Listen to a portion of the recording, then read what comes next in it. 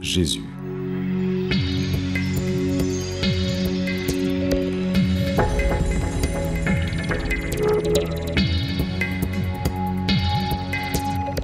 Plus qu'un homme, rien de moins que Dieu fait homme.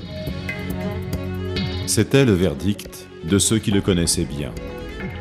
Et le verdict de millions d'hommes et de femmes aujourd'hui. Des personnes qui ont réalisé qu'elles avaient une décision à prendre à propos de cet homme. Dès tout petit, on avait entendu parler de Jésus, quoi.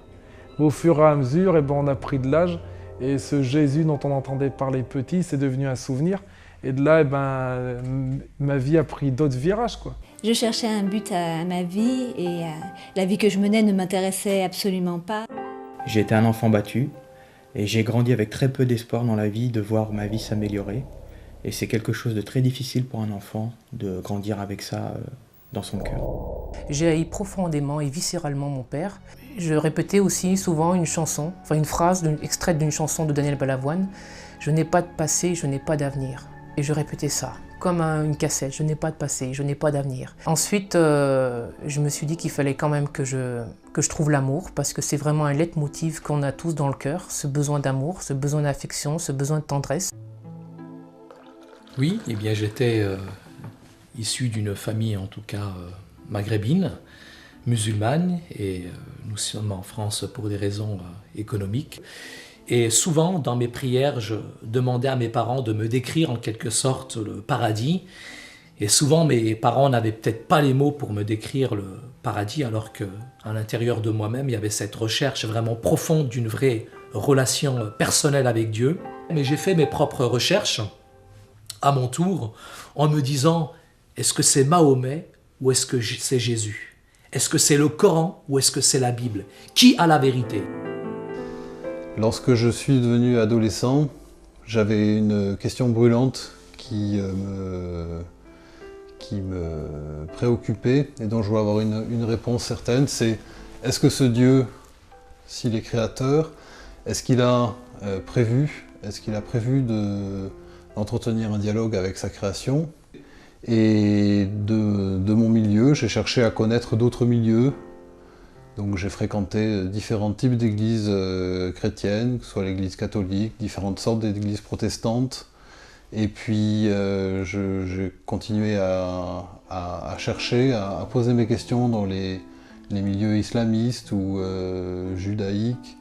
Et je ne trouvais jamais de réponse qui me satisfaisait. Et moi qui ai essayé de pratiquer la pensée positive avant, en essayant de me persuader « tout va bien, ça va aller bien, je vais bien, je vais mieux, les choses s'améliorent ». J'ai essayé de répéter ce genre de phrases qu'on me disait de répéter avant, et je voyais bien que ça ne marchait pas du tout, ça ne fonctionnait absolument pas. J'étais arrivée vraiment à un moment très très noir dans ma vie, où c'était très difficile. Et c'est à ce moment-là que mon petit ami m'a parlé de Jésus et de Dieu et de ce que Jésus avait fait dans sa vie. Lui-même venait d'un milieu très difficile, était quelqu'un de dépressif, et j'ai vu vraiment un changement, j'ai vu qu'il retrouvait de la joie, qu'il retrouvait un espoir. À l'âge de 19 ans, mon père en prison, ma petite sœur en foyer ainsi que moi-même, c'est là la première fois que j'ai rencontré un chrétien qui m'a parlé de l'amour de Dieu. Mais je n'ai pas saisi ce message tout de suite. C'est quelques mois après avoir rencontré ce chrétien, je suis parti en vacances, que j'ai vu le film Jésus qui était projeté sur la plage de ce camping. Et c'est en regardant ce film que j'ai pleinement saisi qui était la personne de Jésus et ce qu'elle avait fait pour moi. Fin août de 2000, une personne m'a parlé du Seigneur, m'a parlé de Dieu. Et puis, lorsque je suis allé chez elle, elle m'a fait visionner la cassette Jésus.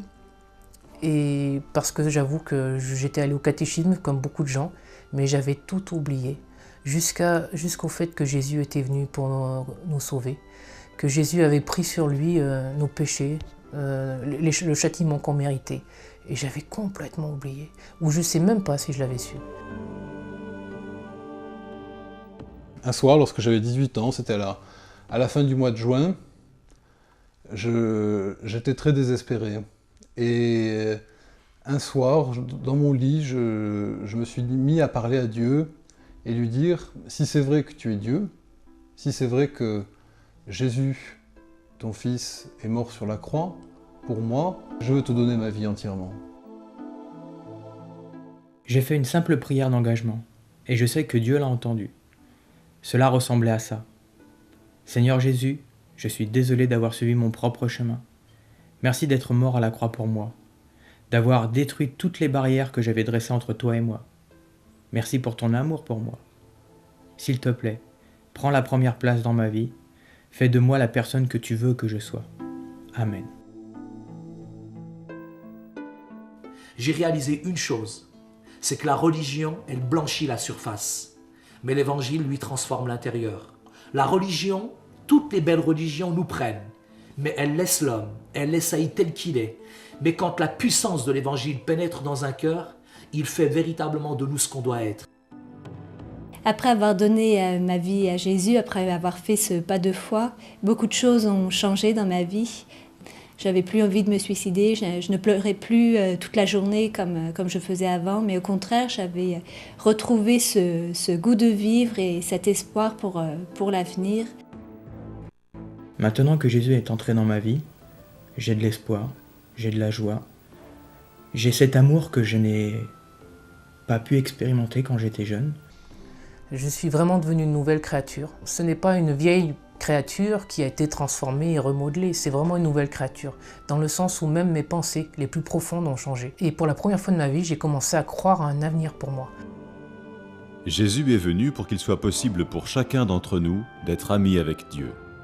Il a accompli cela en mourant à la croix.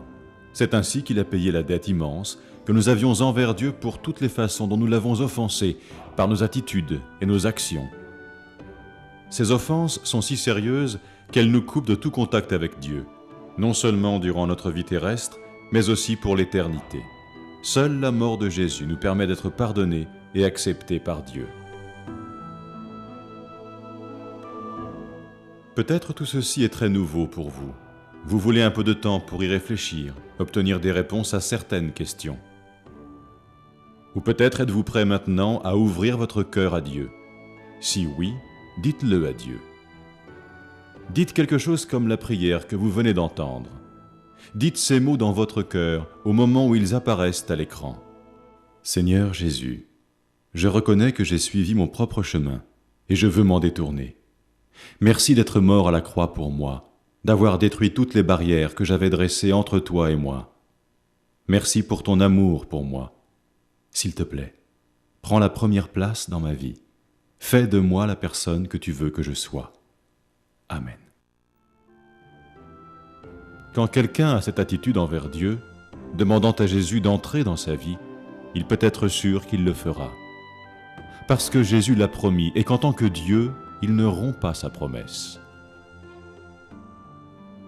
Suivre Jésus fait d'une personne un membre de la famille universelle du Christ. Une famille engagée à s'encourager les uns les autres, à avoir un impact sur le monde. Pour quiconque prend la décision de suivre Jésus, c'est juste le commencement. Très vite, il va éprouver le besoin de lui parler, comme à un ami. C'est la prière.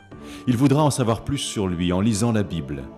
Il aura à cœur de se retrouver avec d'autres membres de la même famille, et il voudra vivre comme Jésus lui demande. Que vous ayez pris cette décision ou que vous vouliez prendre du temps pour y réfléchir, demandez à celui ou celle qui vous a présenté ce film comment aller plus loin. Finalement, rappelez-vous ses promesses pour ceux qui placent leur confiance en lui. Il a dit « Je ne vous laisserai jamais, je ne vous abandonnerai jamais. Sachez-le, je vais être avec vous tous les jours, jusqu'à la fin du monde. »